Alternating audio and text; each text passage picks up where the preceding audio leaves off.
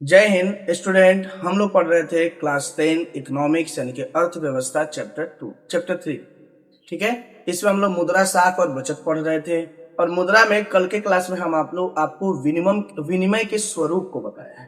ठीक है, कि विनिमय का स्वरूप दो तरह का था, एक वस्तु विनिमय प्रणाली, एक मौद्रिक विनिमय। ये दो प्रणालियां जो थी, दो स्वरूप जो है विनिमय का, कि एक्सचेंज का, कि कोई चीज हमें खरीदना है या कोई चीज बदलना है तो उसके लिए क्या ऑप्शन है।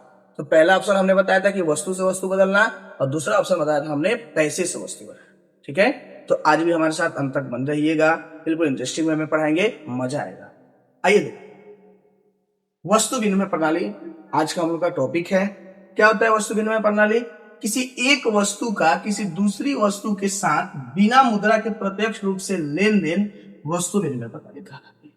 यानी कोई एक वस्तु और दूसरे वस्तु आप खरीदने जा रहे हैं, तो एक वस्तु खरीद रहे हैं, दूसरा वस्तु का आपको पैसा नहीं देना पड़े, आप कोई वस्तु दे रहे हैं अगर उसको, इसी प्रणाली को हम लोग वस्तु विनिमय प्रणाली कहते हैं। जैसे गांव में कभी होता है कि आप क्या है, गांव के दुकानों में जाइएगा तो चावल लेके जाइएगा, तो चावल के बदले आपको बिस्किट मिल जाएगा, चावल के बदले आपको तेल मिल जाएगा, चावल के बदले आपको नमक मिल जाएगा। एग्जाम्पल के तौर पे हम कुछ लिख देते हैं, चावल के बदले तेल इत्यादि।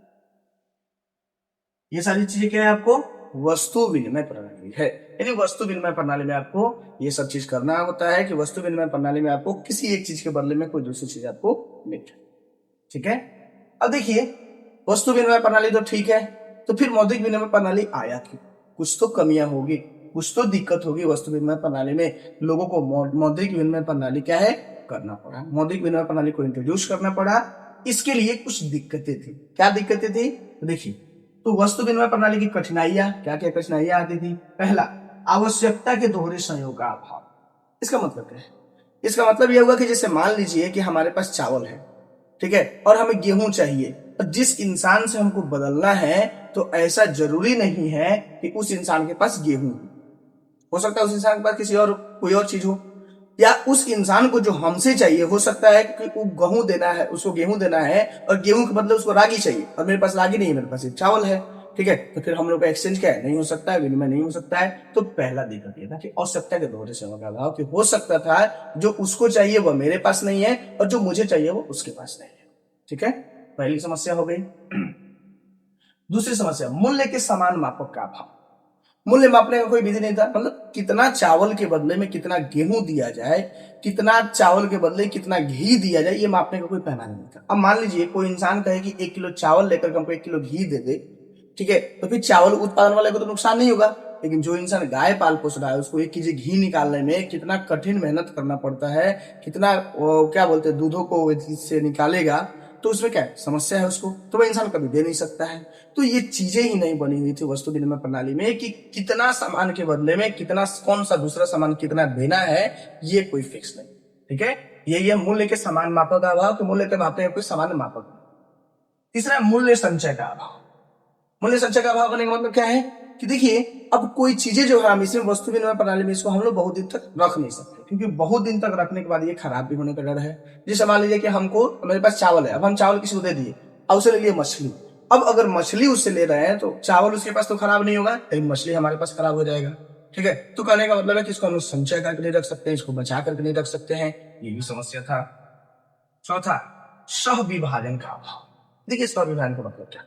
स्व-विभाजन का मतलब कि जैसे मान लीजिए किसी एक इंसान के पास गाय है, अब वह गाय के बदले में किसी से चावल मांगे, तो गाय तो बहुत महंगा हो जाएगा, चावल सस्ता हो जाएगा, तो उसको एक चीजों के बदले में 3-4 चीजें लेना है। जैसे मान लीजिए कि गाय है किसी के पास, अब गाय के बदले में बस चावल भी चाहिए उसको, उसको गेहूं भी चाहिए, उसको रागी भी चाहिए, उसको तेल भी चाहिए। अब चारों चीज चाहिए, ठीक है, अब चारों चीज उसको चाहिए, तो ऐसा कोई जरूरी नहीं है कि ये चारों चीज किसी एक इंसान के पास नहीं है। अब मान लीजिए कि ये पर्सन ए है, इसके पास तेल है, ये पर्सन बी है, इसके पास चावल, ये पर्सन सी है, इसके पास गेहूं है, ये पर्सन डी है, इसके पास क्या है, रागी है। अब 4 अलग अलग पर्सन है, चारों के पास है, अब चारों की जरूरत है इसको, और चारों के बदले में अपना गाय दे सकता है। ठीक है, अब गाय को क्या है, अब गाय को अगर काट करके 4 पार्ट में बांट दे, तो फिर गाय की तो उपयोगिता क्या है, समाप्त हो जाएगी। गाय दूध देने के लिए है, गाय को काट दे तो गाय मर जाएगी, गाय खत्म हो जाएगी। यानी इस वस्तु का विभाजन किया जा सकता है, यानी इसको उसी इंसान को खोजना पड़ेगा जिसके पास ये चारों हो, तभी अपना गाय उस इंसान को क्या दे सकता है। तो ये भी समस्या थी उस टाइम में, इस सह विभाजन का अभाव, कि हम कोई चीज ऐसी होती है जिसको अगर हम विभाजित कर दे तो उसको उपयोगिता ही खत्म हो जाएगी, तो इसका भी समस्या था। चौथा है भविष्य में भुगतान की कठिनाइयां। ठीक है, कि भाई भविष्य में भुगतान करने के लिए लोगों को क्या क्या कठिनाइयां। अब देखिए, जैसे मान लीजिए कि अब भविष्य में भुगतान करने वाले कि उधार की बात है, उधारी। हम मान लीजिए किसी के पास से हम गाय लेकर के आए उधार, और उधार में लेकर के गाय अपने पास कि भाई 2 साल के लिए दे दीजिए, 2 साल बाद हम आपको फिर पैसा दे देंगे, या अगर नहीं हुआ तो हम आपको गाय ही आपको वापस कर देंगे। उधार में ये होता है भाई आप किसी के पास से सामान लाए हैं, अब सामान लाए तो उसके बदले या तो आप पैसा दीजिए या कोई सामान दीजिए, और नहीं दे सकते तो आएगा कहेगा चलो भाई दे दो, हमारा सामान दे दो, तो उधार वापस नहीं कर पाए। अब कोई आदमी गाय किसी के पास उधार लेकर के आए, अब 2 साल तक तो पूरा उसका गाय का खूब दूध पिया, घी खाया, उसका गोबर यूज किया जलावन के रूप में। अब जो आदमी उधार दिया था उसके बदले उसको कुछ नहीं मिला, आएगा उधार मांगने, कहेगा एक काम कर ले जाओ अपना गाय, मेरे पास पैसा नहीं है, नहीं दे सकते तुमको उधार, मेरे पास कोई वस्तु नहीं है, तुमको नहीं दे सकते उधार। बाद अपना गाय लेके चल जाएगा। तो उधार लेने वालों को 2 साल तक तो फायदा हो गया, लेकिन जो उधार दिया उसको बदले में क्या मिला, कुछ नहीं मिला। यानी जो उसके पास था वह कोई और यूज कर लिया, फ्री का यूज कर लिया। ये भी समस्या थी वस्तु विनिमय प्रणाली में कि भविष्य में भुगतान की। ठीक है, ये उधारी बाकी का चीज इसमें बहुत दिक्कत है। छठा जो है मूल्य हस्तांतरण की समस्या। अब ये क्या समस्या, तो देखिए मूल्य हस्तांतरण करने का मतलब है कि किसी इंसान को अगर एक जगह छोड़कर दूसरी जगह जाना पड़े। जैसे मान लीजिए हमने अपना कोई वस्तु देके किसी से जमीन ले लिया है, अब वस्तु देके किसी से जमीन लिए हैं, अब मान लीजिए यहाँ छोड़कर हमको कहीं शहर में जाकर के बसना पड़ा, तो वहां भी फिर हमको जमीन लेना पड़ेगा, वहां भी हमको घर लेना पड़ेगा। अभी जमीन पर हम घर बनवा चुके हैं, तो अब वस्तु विनिमय प्रणाली क्या, मुद्रा तो है नहीं कि इस घर को बेच करके पैसा ले ले और वही पैसा शहर में जाके किसी और को दे करके हम खरीद ले सामान। ये तो चीजें हो नहीं सकती है। और जब ये चीजें नहीं हो सकती है तो फिर दूसरा ऑप्शन क्या है हमारे पास, घर तो उठा के लेके जा नहीं सकते हैं, यानी उस चीज को वहीं छोड़ करके जाना।